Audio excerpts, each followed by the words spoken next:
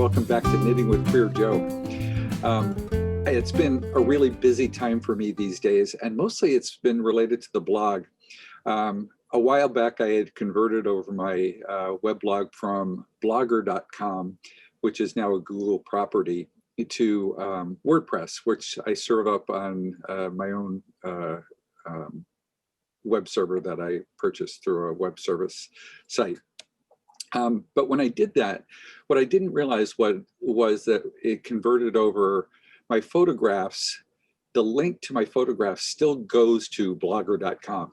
And that doesn't really cause a problem because you can still access those photos.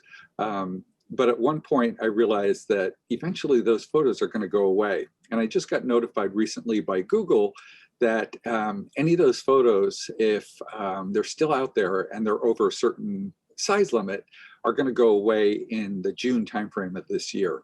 So I have up until June to convert over every HTML link in my blog over the course of the last almost 20 years that currently points to Blogspot, to my own personal media files, so that they don't disappear on the old archived blogs. Basically, I'm going through a process of one by one converting over every photo from the blogspot.com website to my own personal web server site. And it's kind of a long process. I'll take you through that slightly. So if you've ever considered, if you do use WordPress today, or if you've ever considered using WordPress and wanted to convert over from something like Blogspot, I have explained in previous blog entries how you can convert over all the photos into your media library.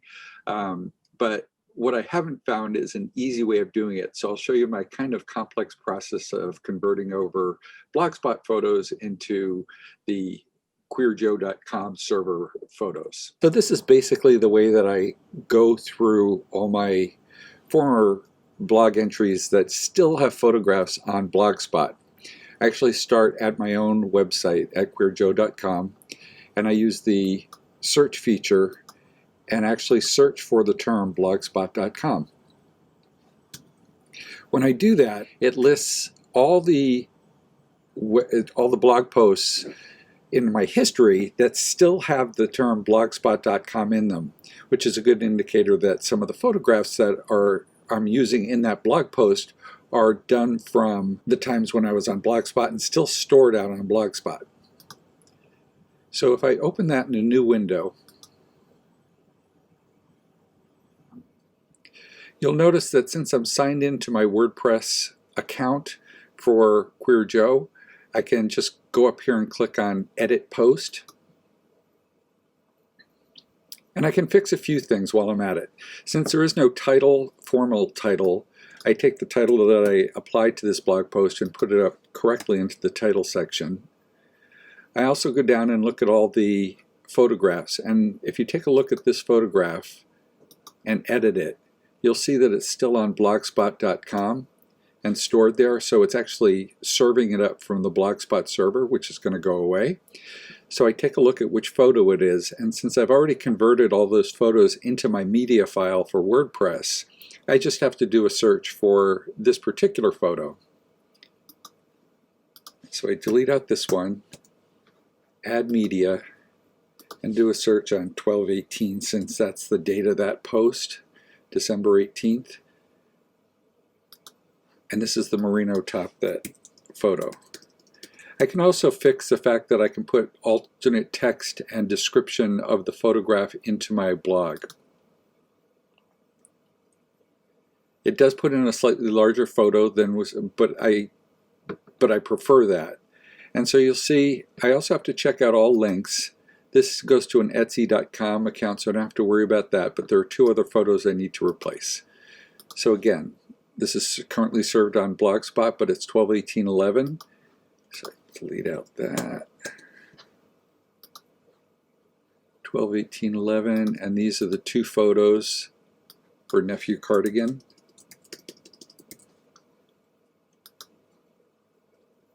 And I'll insert them both and delete out the one remaining Blogspot post. And then when I update that, oh, I forgot to do one thing. This also didn't have a featured image out there, so I'm going to just put the merino top photo that we used in this. That's not the one. 12/18/11. And I'm going to use that as my featured photo for this blog. And when I update it, I can actually take a look at the post, make sure it looks okay. It's got a featured photo, a title, photos that aren't served from the Blogspot piece. And then when I refresh QueerJoe search, you see it goes away and the next one comes up. And so I have to go through all the blog entries that still serve up photos from the blogspot.com website and replace them with the ones in my media file, so that when that Blogspot library goes away, my photos don't start to disappear from my earlier blogs. Now you'll notice that I'm going backwards, and so I've made it all the way through 2011 or 2010,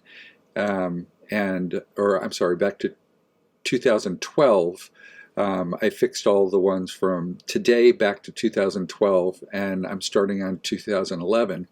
But you'll also notice that if you go down to the bottom of the search, that there's 10 search results on each page, and there's 98 pages. So that means there's 980 some odd blog entries that I have to go back and edit over the course. Now I've already done over 1,000, and so I'm making my way through that. And eventually I get to the place, hopefully before June, when they delete out that library. So for you non-techies, I'm sure that was incredibly riveting. But I do have current knitting to talk about.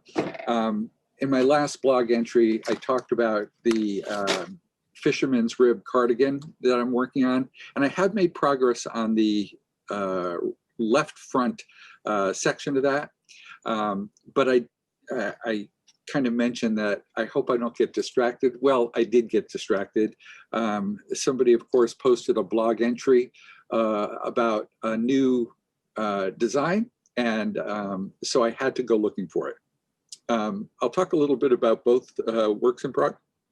First of all, I'll talk about the fisherman's rib cardigan, or shaker rib cardigan. It's a shaker rib cardigan. So as you can see from these photos, I've actually made it up to the shaping section of where I actually start to shape the sleeve hole and the neck shaping on the left front side of the cardigan.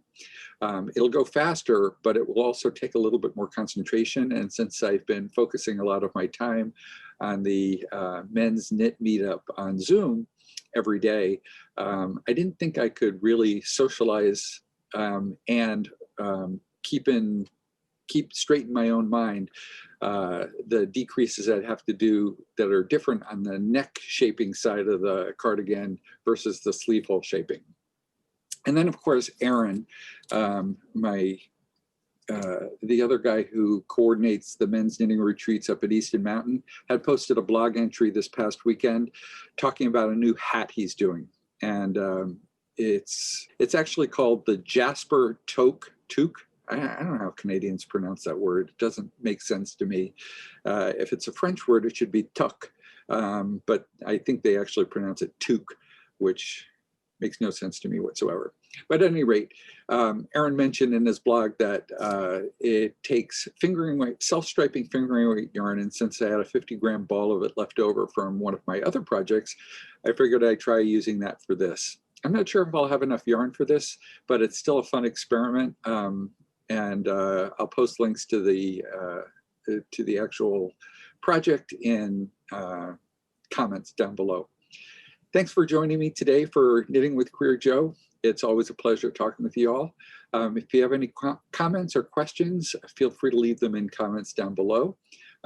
Also, as always, if you would like the video and or share the video and or subscribe to this playlist, that would be awesome. You'll be notified about each and new entry of Knitting with QueerJoe. Thanks again. Bye now.